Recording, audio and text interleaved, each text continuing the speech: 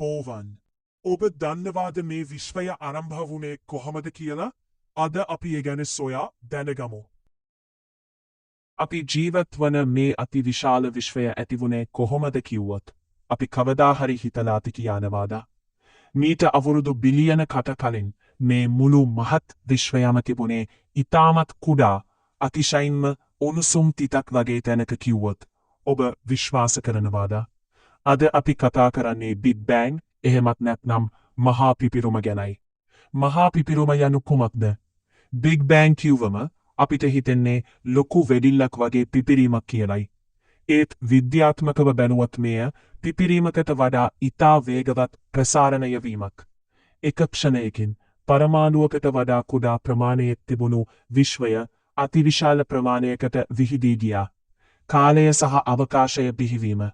මේ සිදුවීමත් එක්ක තමයි කාලය, ටයිම් සහ අවකාශය, ස්පේස් බිහිවුණේ. මුල් තත්පර කිහිපය තුළ විශ්වයේ කොතරම් උණුසුම්ද කියනවා නම් කිසිම පදාර්ථයකට පවතින්න හැකියාවක් තිබුණේ නැහැ. නමුත් විශ්වයේ සිසිල් වෙන්න පටන් ගත්තාම ප්‍රෝටෝනන්, නියුට්‍රෝන වගේ කුඩා අංශු හැදුනා. ඉන් වසර ලක්ෂ ගණනකට පස්සේ හයිඩ්‍රජන් සහ හීලියම් වායූන් බිහිවුණා. මේවා තමයි අනාගතයේ තරු සහ මන්දාකිනි නිර්මාණය වෙන්න මූලික අඩිතාලම දැම්මේ. තරු සහ මන්දාකිනිවල උපත ඊට පස්සේ ගුරුත්වාකර්ෂණය නිසා මේ වායුන් එකතු වෙලා මුල්ම තරු බිහිවුණා. කාලයත් එක්ක මේ තරු එකතු වෙලා මන්දාකිනි ගැලක්සීස් හැදුනා. අපේ සෞරග්‍රහ මණ්ඩලය සහ පෘථිවිය බිහිවුණේ මේ මහා සිදුවීමෙන් වසර බිලියන ගණනාවකට පසුවයි. අදටත් විශ්වය දිගින් දිගටම ප්‍රසාරණය වෙමින් පවතිනවා.